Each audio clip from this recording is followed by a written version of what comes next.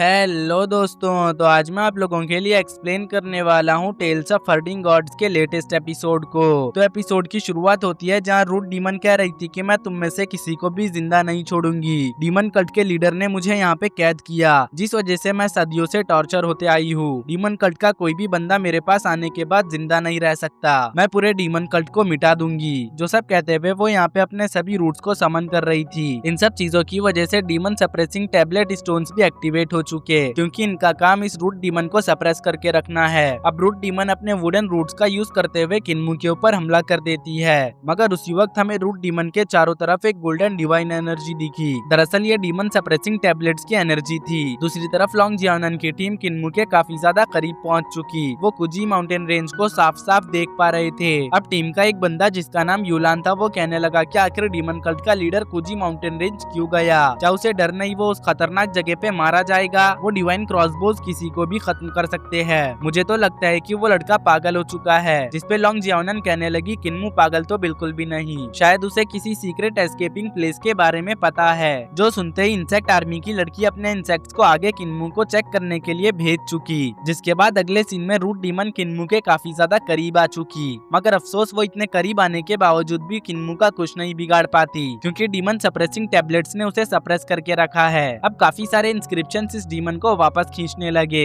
जिस वजह से डीमन को काफी ज्यादा तकलीफ हो रही थी। मगर एट द एंड ये डीमन वापस सप्रेस हो चुकी, जो देख के तो किन्मू और बाकी के लोग हैरान नजर आ रहे थे। उतने में ही किन्मू को अपनी तरफ कुछ आते हुए महसूस हुआ, इसलिए जब उसने डिवाइन आई टेक्निक का यूज करके पीछे देखा तो उसे काफी सारे इंसेक्ट्स अपनी तरफ आते हुए दिखाई दिए, जो देख के किन्मू समझ चुका था कि अब उसे जल्दी यहाँ से निकलना होगा, क्योंकि लॉन्ग जियानन और बाकी के लोग यहाँ पे बहुत ही जल्द पहुँचने वाले हैं। अब किन्मू कहने लगता है रूट डीमन का शोर शराबा कुजी माउंटेन रेंज के बाहर भी सुनाई दे रहा है। उसके ये कहते ही रूट डीमन जोर जोर से चिल्लाते हुए कहने लगी कि डीमन कल्ट के लीडर, मैं तुम्हें खत्म कर दूंगी। मेरे कहर से ना सिर्फ तुम बल्कि पूरा डीमन कल्ट भी तबाह हो जाएगा। अभी वो यहाँ पे इसी तरह से चिल्ला ही रही थी कि तभी लॉन्ग जियानन और बाकी के लोग यहाँ पे आ चुके, मगर किन्मू यहाँ पे नहीं था। मतलब किन्मू पहले ही यहाँ से निकल चुका है। अब ये मॉन्क मास्टर इस जगह को एग्जामिन करते हुए समझ चुका कि यहाँ पे एक डीमन कैद है, जिसकी दुश्मनी डीमन कल्ट से बहुत ज्यादा गहरी है। इसलिए वो पूछने लगा कि आखिर तुम डीमन कल्ट के लीडर को क्यों मारना चाहती हो? आखिर ऐसा क्या है जो तुम डीमन कल्ट से इतनी नफरत कर रही हो? तो रूट डीमन पानी से बाहर आते हुए कहने लगी कि डीमन कल्ट के लीडर ने मुझे पूरे 600 सालों से यहाँ पे कैद करके रखा है, इसलिए मुझे किसी भी हाल में पूरे डीमन कल्ट को तबाह करना है। ये दुश्मनी आजकल से नहीं, सदियों से चलती आ रही है। जो कहने के बाद डीमन यहाँ पे मौका देखते ही अपने चार्मिंग इफेक्ट को यूज करने लगी और कहने लगी, मास्टर, अगर आपने मुझे इन डीमन सप्रेसिंग टैबलेट्स को डिस्ट्रॉय करके आजाद कर दिया तो मैं आपकी हर बात मानूंगी। अगर आप कहो तो मैं आपसे शादी भी कर लूंगी। आजादी के लिए मैं किसी की बीवी भी बन सकती है और गुलाम भी, बस मुझे आजाद कर दीजिए। डीमन के चार्मिंग इफेक्ट में यहाँ पे मौजूद यूलान आने लगता है। इवन की मॉन्क मास्टर भी चार्म इफेक्ट में कुछ देर के लिए फंस चुका था, मगर वो खुद को चार्म इफेक्ट से रिकवर करते हुए कहने लगा कि तुम्हें ऐसा करने की कोई जरूरत नहीं, तुम बस मेरे साथ बुद्धा के पाथ को फॉलो करो, तुम्हारी आजादी के लिए इतनी कीमत काफी होगी।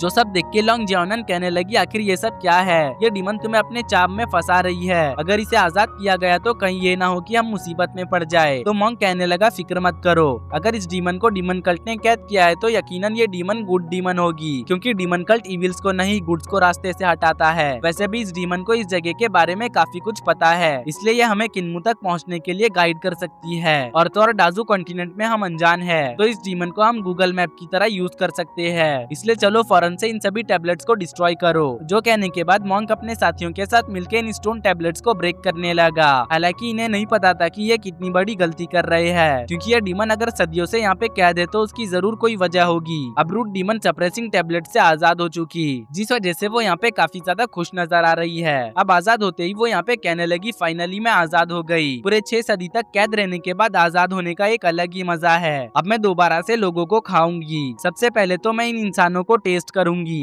जो कहने के बाद ये डीमन हाथ धोकर लॉन्ग जियानन के टीम के पीछे पड़ गई। तो लॉन्ग जियानन की टीम इस डीमन का मुकाबला करने लगती है। वही मॉन्क मास्टर कह रहा था कि ये तो डीमन कल्ट की तरह है, लगता है डीमन कल्ट ने हमें मारने के लिए यहाँ पे ट्रैप बिछा रखा था। दोस्तों, इस मॉन्क मास्टर के इस बात पे आपका क्या कहना है, आप कमेंट में जरूर बताना, क्योंकि ये मॉन्क मास्टर खुद के खोदे हुए गड्ढे में गिरने के बाद दूसरे को ब्लेम कर रहा है। तो अब इधर ये सब देख के लॉन्ग जियानन के होश उड़ चुके। वहीं दूसरी तरफ ये सॉर्ड कल्टीवेटर एक रूट डीमन से फाइट करके उसे हरा चुकी, लेकिन जब तक रूट डीमन का मेन फॉर्म सही सलामत है तब तक बाकी के रूट्स भी सही सलामत रहेंगे। तो इसी वजह से ये रूट यहाँ पे खुद को रीजनरेट करने लगी। लगी, जो देख के शॉर्ट कल्टीवेटर तो काफी ज्यादा हैरान थी। उसे तो लग रहा था कि उसने इस रूट को खत्म कर दिया है। अभी वो यहाँ पे इसी तरह से हैरान हो ही रही थी कि तभी अचानक से उसके ऊपर पीछे से हमला हो गया। यह हमला इतना अचानक था कि शॉर्ट कल्टीवेटर को जरा भी उसे डॉज करने का मौका नहीं मिला। रूट डीमन के अटैक की वजह से ये शॉर्ट कल्टीवेटर अब यहाँ पे मारी जा चुकी, जिसका अंदाजा इसके साथियों को भी यहाँ पे हो चुका।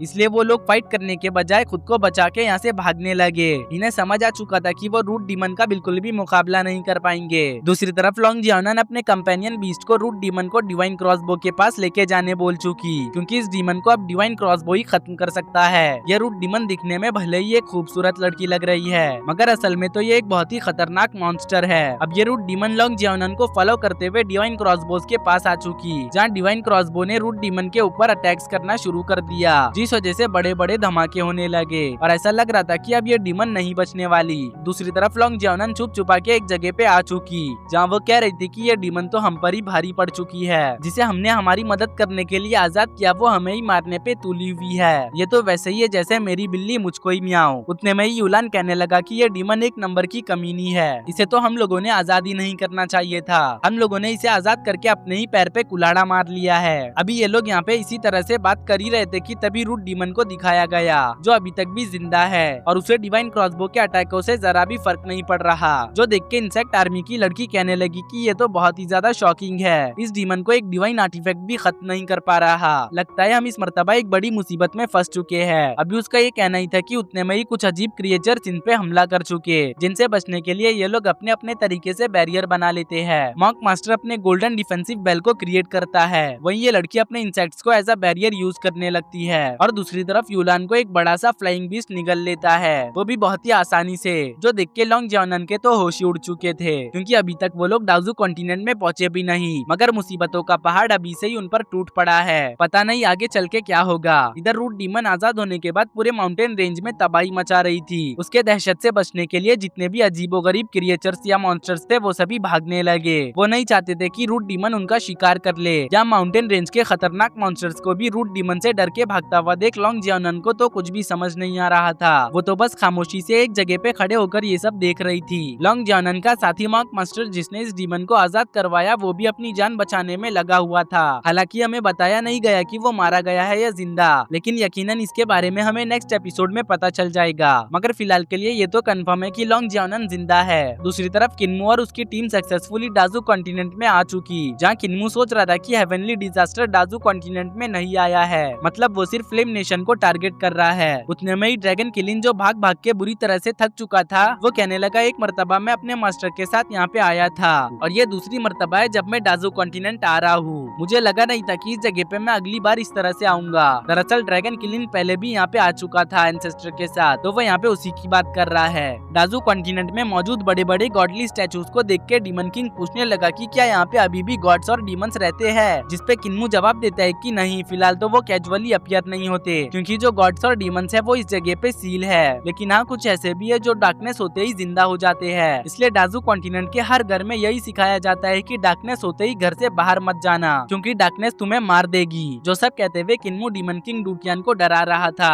अगर आपने इसका पिछला एपिसोड देखा होगा तो आपको पता होगा कि पिछले एपिसोड में डीमन किंग भी इसी तरह से किन्मू को डरा रहा था। हालांकि वो बात अलग है कि किन्मू उस वक्त डरा नहीं, बिल्कुल किन्मू की ही तरह डीमन किंग यहाँ पे डर नहीं रहा था। वो किन्मू की बातों को हल्के में ले रहा था। वो कहने लगा मुझे किसी भी डार्कनेस वगैरह से डर नहीं लगता, क्योंकि मेरा डूटियन एम्पायर कोलैप्स हो चुका है। इस वजह से वो हमेशा डार्कनेस से घिरा रहता है। इसलिए अगर डार्कनेस समंदर है तो मैं उस समंदर में तैरने वाला मछली हूँ। जो सुनके किन्मू और हुवलिंगर यहाँ पे मुस्कुराने लगे, क्योंकि वो जानते थे कि डाजू कॉन्टिनेंट में हर नया बंदा इसी तरह से बोलता है, मगर जब उसका सामना डार्कनेस से होता है तो उसकी बोलती बंद हो जाती है। हुवलिंगर और किन्मू को उस पे यकीन न करता हुआ देख डीमन किंग कहने लगा कि यकीन मत करो, लेकिन जब रात होगी और मैं डार्कनेस में चल के दिखाऊंगा तब तुम्हें मुझ पे यकीन हो जाएगा। जो सब कहते कहते यहाँ पे शाम हो चुका, मगर तभी किन्मू को अपने पीछे कुछ हलचल महसूस हुआ। तो जब उसने पीछे देखा तो उसे पता चला कि ये तो रूट डीमन है, जो बहुत ही तेजी से खूंखार तरीके से उसी की तरफ बढ़ रहा है। रूट डीमन को आजाद देख किन्मू सोचने लगा कि आखिर इस मुसीबत को किस बेवकूफ ने आजाद किया। अभी उसका ये कहना ही था कि तभी किन्मू पे उसने अटैक कर दिया, मगर उतने में ही जमीन से निकल के एक जाइंट हैंड रूट डीमन को ब्लॉक कर लेता है। सिर्फ ब्लॉक ही नहीं करता बल्कि उठा के पीछे भी फेंक देता है, जो देख के आप समझ सकते होंगे कि यह हाथ वाला बंदा कितना ज्यादा बड़ा और ताकतवर होगा। इधर ये सब देख के डीमन किंग डूटियान कहने लगा कि आखिर यह हाथ किसका है, जिसपे किन्मू कहने लगा कि रूट डीमन बहुत ज्यादा घमंडी है, उसे क्या लगता है वो यूं ही डाजू कॉन्टिनेंट में तबाही मचा सकती है। इस जगह पे काफी सारे हिडन पावर हाउस मौजूद है जो खुद को कभी भी अपीयर नहीं करते, तब तक बिल्कुल भी नहीं जब तक उनके टेरिटरी में कोई खतरा ना हो या कोई भी दहशत फैलाने से पहले 100 बार सोचता है। इवन की विलेज चीफ जो बहुत ज्यादा ताकतवर है वो भी बिना सोचे समझे एक्शन नहीं लेते। जो सब सुन के डीमन किंग डूटियान खामोश हो चुका तो किन्मू कहने लगा कि फिक्र मत करो, तुम्हें कुछ नहीं होगा। अगर तुम किसी अनजान जगह चले जाओ तो तुम बस वहाँ पे मौजूद डेटीज को रिस्पेक्ट देना, अगरबत्तियां जला के और गुड विशेष मांग के। अगर तुम ऐसा करोगे तो यकीनन तुम्हें कुछ नहीं होगा। किन्मू की बातों को सुन के हुवोलिंगर यहाँ पे मुस्कुरा रही थी। वहीं डीमन किंग डूटियान सोचने लगा कि ये जगह तो बहुत ज्यादा खतरनाक है, मुझे जल्द से जल्द वापस डूटियान लौटना होगा। अब डीमन किंग डूटियान किन्मू से कहने लगा कि ये दुनिया भला कहाँ से मॉर्टल जेलम है, यहाँ पे डीमंस भी है और गॉड्स भी, हर जगह बस खतरा है। अब बस बहुत हुआ,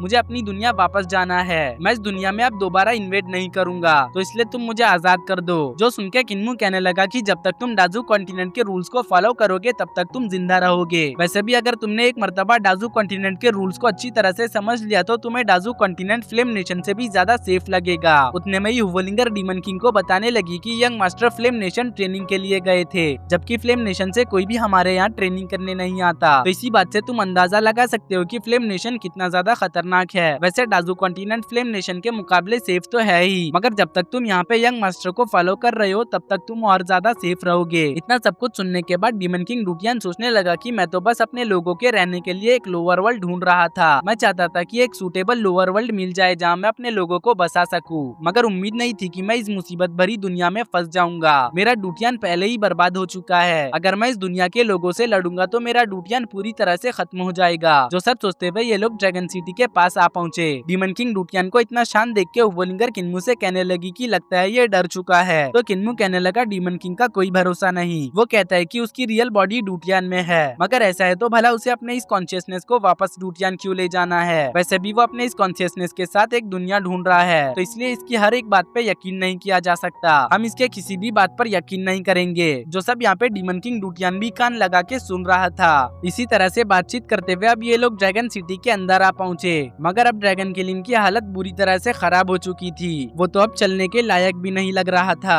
क्योंकि यहाँ तक आने का सफर काफी ज्यादा लंबा था। ड्रैगन किलिन को इस तरह से देख के हुवोलिंगर कहने लगी कि हम तुमसे कहते रहते हैं कि कम खाया करो ताकि तुम अपना वेट कंट्रोल में रख सको, अगर तुम वेट कम नहीं करोगे तो ऐसा ही होगा। तभी ड्रैगन सिटी के लोगों की नजर किन्मू पे गई, तो लोग किन्मू को घेरते हुए पूछने लगे कि आपका सफर कैसा रहा, क्या फ्लेम नेशन डाजू कॉन्टिनेंट से अच्छा है। जिसपे किन्मू कहने लगा कि फ्लेम नेशन में हर जगह गद्दार मौजूद है, लोगों के दरमियान हमेशा जंग छिड़ी रहती है, हर किसी को वहाँ ताकत चाहिए, मगर यहाँ ऐसा कुछ नहीं, इसलिए डाजू कॉन्टिनेंट फ्लेम नेशन से बेहतर है। जो सब कहते हुए किन्मू ने ड्रैगन किलिन को एक चिकन तंदूरी खरीद के दिया, क्योंकि ये तंदूरी देख के उसके मुंह में पानी आ रहा था। तभी एक बंदा बताने लगा कि फ्लेम नेशन से कुछ रेफ्यूजीज यहाँ पे आए हैं और उनका कहना है कि वहाँ डिजास्टर आया हुआ है, जिसपे किन्मू कहने लगा ये बात सच है। जो सुन के वो बंदा कहने लगा कि अच्छा हुआ कि आप वापस घर आ गए, क्योंकि घर से अच्छी कोई जगह नहीं। दरअसल ये जो जितने भी लोग थे वो डीमन कल्ट के लोग थे जो डाजू कॉन्टिनेंट में ही रहते हैं। वहीं दूसरी तरफ हुवोलिंगर ड्रैगन किलिन के मजे लेते हुए उसे चिकन खिला चुकी। तभी ड्रैगन सिटी के कुछ गार्ड्स आके किन्मू से पूछने लगे कि आखिर आज आपका यहाँ पे कैसे आना हुआ।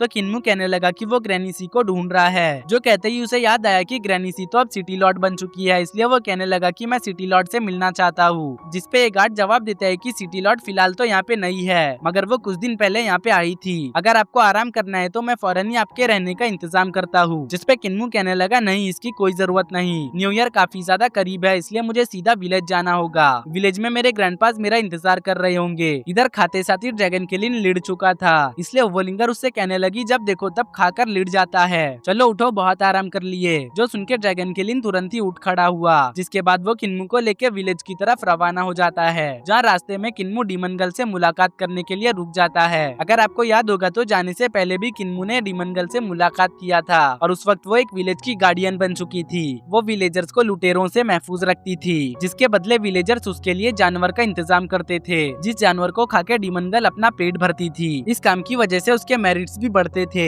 जिन मेरिट्स की वजह से अब उसे कोई भी डेटी परेशान नहीं करता। इधर डीमन गर्ल किन्मू को देखते ही उसके पास आ चुकी और वो उससे सवाल करते हुए पूछने लगी कि क्या तुमने फ्लेम नेशन में मजे किए, जिसपे किन्मू जवाब देता है कि हाँ मैंने बहुत मजे किए, जहाँ भी मैं जाता वहाँ लोग मेरे पीछे पड़ जाते। ये सब जब किन्मू बता रहा था तब डीमन गर्ल डीमन किंग को मार के चेक कर रही थी कि आखिर ये क्या चीज है, जो बात शायद डीमन किंग को बिल्कुल भी पसंद नहीं आती। उतने में ही किन्मू पूछने लगा क्या लिटिल जुलाई दोबारा तुम्हारे पीछे आया था, तो डीमन गर्ल बताने लगी नहीं वो तो मेरे पीछे नहीं आया, वैसे तुम बता रहे थे कि तुम जहाँ भी जाते तुम्हारे पीछे लोग पड़ जा रहे थे, तो तुमने ऐसा क्या किया जो हर जगह लोग तुम्हारे पीछे पड़ जा रहे थे। जिसपे किन्मू जवाब देता है कि मैं बहुत ज्यादा टैलेंटेड और आउटस्टैंडिंग हूँ, इसलिए लोगों को ये बात बिल्कुल भी हजम नहीं होती। जो सुन के अब यहाँ पे डीमन गर्ल को भी ये बात किन्मू की हजम नहीं हुई। बातचीत कंप्लीट होने के बाद किन्मू डीमन गर्ल को अलविदा करके विलेज की ओर निकल पड़ा, मगर जाने से पहले डीमन गर्ल ने किन्मू से कहा कि वो न्यू ईयर पे उसके विलेज आएगी, इसलिए अपने ग्रैंडपास को मुझे मारने मत बोलना, जिसपे किन्मू भी हाँ कहता है।